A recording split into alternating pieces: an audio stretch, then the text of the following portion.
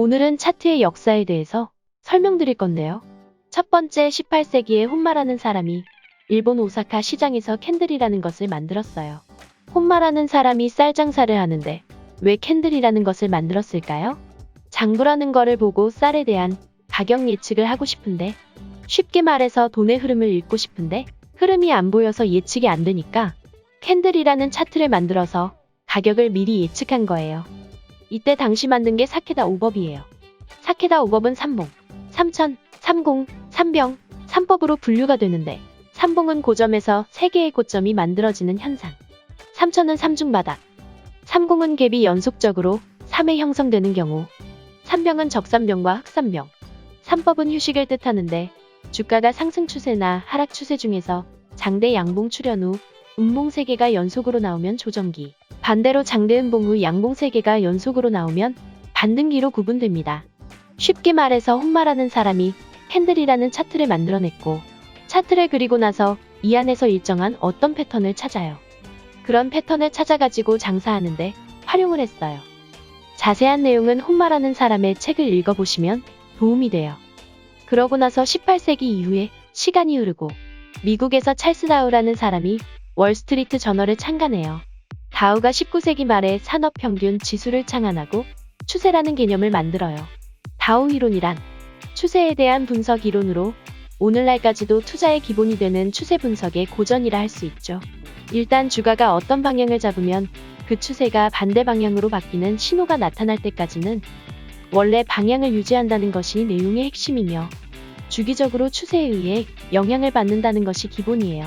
1단위의 단기 추세, 3주에서 수개월 지속되는 중기 추세, 1에서 10년에 걸친 장기 추세로 구분하고, 새로운 중기 추세의 최저점이 이전에 형성된 장기 추세의 최저점보다 높을 경우 장기 추세는 상승 국면으로, 새로운 중기 추세의 최고점이 이전에 형성된 장기 추세의 최고점을 넘지 못하면 앞으로의 장기 추세는 하향 국면으로 들어간다고 분석하고 있어요.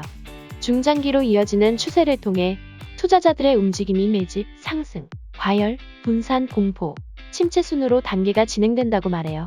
이게 19세기에 일어났던 일이에요. 그 이후에 누가 나타나냐? 엘리엇이 나타나요. 주식시장의 움직임에 특정한 패턴이 있다고 생각하여 5년 동안의 연구 끝에 파동이론이라는 거를 만들어요. 그가 창안한 파동이론이 어떻게 당시 주식시장을 정확하게 예측할 수 있던 걸까요?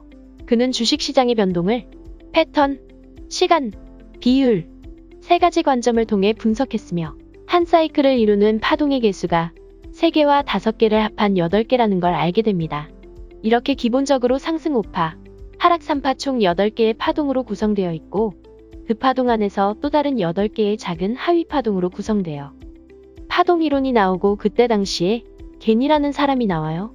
겐은 수학, 기하학 등 여러 분야를 연구하고 분석하여 금융시장과의 관계를 밝히려 했고, 1900년대 초 자신이 개발한 이론과 연구를 바탕으로 평균 매매 성공률 80에서 90%를 기록했어요. 시간과 가격을 수학적, 기하학적으로 조합한 이론으로 시간 요소와 가격 요소를 정사각형과 기하학적 각도라는 분석 틀에 의해 추세를 분석했어요.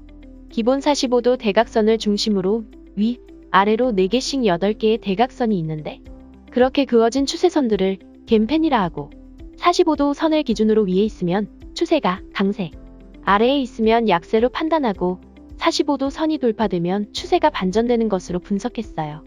그리고 그 이후에 그랜빌이 나오죠. 관성의 법칙과 회귀 현상을 근거로 매수 시점과 매도 시점을 파악할 수 있는 8가지 투자 전략을 제시를 하는데, 이를 그랜빌의 법칙이라고 해요.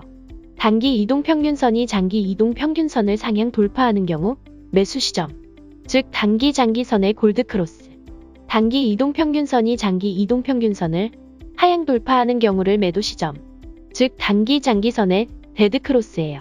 그랜빌 8법칙 중에 4법칙은 매수 신호, 4법칙은 매도 신호인데, 매수 신호는 이동평균선이 하락이나 횡보 상태에서 주가가 이동평균선을 상향 돌파하는 경우, 주가가 이동평균선을 하향 돌파하는데 이동평균선이 계속 상승을 유지할 경우, 이동평균선을 위해 하락하던 주가가 하향 돌파를 하지 않고 반등할 경우, 주가가 이동평균선 밑으로 급격히 벌어질 때 주가의 되돌림 현상에 의해 단기적 상승이 가능할 경우, 매도 신호는 상승하던 이동평균선이 횡보하거나 하락 추세에서 주가가 이동평균선 아래로 내려올 경우 주가가 이동평균선을 돌파 상승하지만 이동평균선이 계속 하락 추세를 보일 경우 주가가 이동평균선 밑에서 상승 돌파를 시도하다가 돌파에 실패하고 하락할 경우 주가가 이동평균선을 급격히 상승할 때 되돌림 현상에 의해 단기적 하락이 가능할 경우로 이렇게 그랜빌이 이때 당시에 이동평균선을 활용해서 다양한 얘기를 해요. 그리고 이후에 어떤 일이 있냐면 보조지표들이 나타나기 시작하고 그때 일목산인이라는 분이 나타나요. 일목균형표는 시간이야말로 주식 그 자체라고 강조하며 시간을 주체로 하고 가격은 부차적인 것으로 간주해요. 일목균형표는 5개의 선과 2종류의 구름층으로 구성되어 있는데 5개의 선은 전환선, 기준선, 후행스팬, 선행스팬이를 말하고 구름층은 양운과 음운을 말해요. 그 이후에 다양한 보조지표들이 나왔어요. 1980년대 초반 존 볼린저라는 투자 전문가가 고안해낸 볼린저 밴드는 주가의 변동이 표준 정규분포 함수에 따른다고 가정하고 주가를 따라 위아래로 폭이 같이 움직이는 밴드를 만들어 주가를 그 밴드를 기준선으로 판단하고자 고안된 지표를 말하고 볼린저 밴드는 공식 홈페이지도 있으니 참고하시면 좋을 것 같아요. 일정 기간 동안 주가의 상승, 하락폭의 크기 비교를 통해 상승과 하락 간의 상대적인 강도를 백분율로 나타낸 RSI, 시장의 방향성과 추세의 강도를 계량화한 지표인 DMI와 함께 사용하여 시장이 상승하거나 하락할 때 지표의 상승세를 보아 매수와 매도 타이밍을 잡을 수 있는 ADX 등 보조지표들이 쭉 나왔어요.